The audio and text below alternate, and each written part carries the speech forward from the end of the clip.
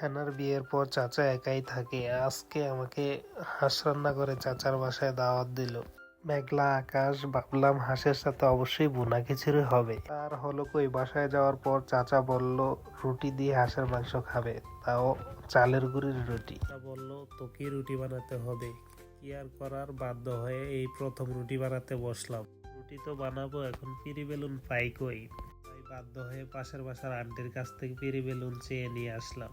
ভাবলাম চাচা রুটি খাইতে চাইছে, আর আজকে যদি রুটি গোল না হয় তাহলে তো মান সম্মান শেষ। বাহ, রুটি তো ডলায় ডলায় গোল হয়ে যাচ্ছে। রুটি বানানো এত ইজি কাজ, আগে তো জানতাম না। বানিয়ে চাচাকে দেখালাম, চাচা কেমন হয়েছে দেখেন তো। চাচার ভালো রিভিউ পেয়ে তো এক এক করে অনেকগুলি রুটি বানিয়ে ফেললাম। আপনারা দেখেন তো রুটিগুলো কেমন হয়েছে। রুটি তো বানিয়ে ফেললাম, এবার ছেঁকে দেখি রুটি ফুলে কিনা। রুটি ফুলাইতে না পারলে তো মান সম্মান শেষ। রুটিকে বললাম, ভাই রুটি একটু ফুল ফুল, না ফুললে চাচায় হাসবে। রুটি বলল, তুই আমাকে এত সুন্দর করে বানিয়েছিস আর আমি ফুলমু না?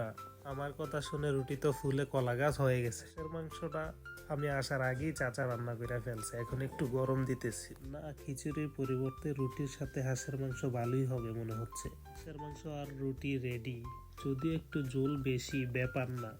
চাচা বলল, তুই ভিডিও কর, আমি আগে খাইয়া দেখি। বৃষ্টির দিনে হাঁসের মাংস আর রুটি দুইজনে জমতে ছিল না, তাই পাশের বাসা থেকে মাকসুদ ভাইকে ডেকে নিয়ে আসলাম।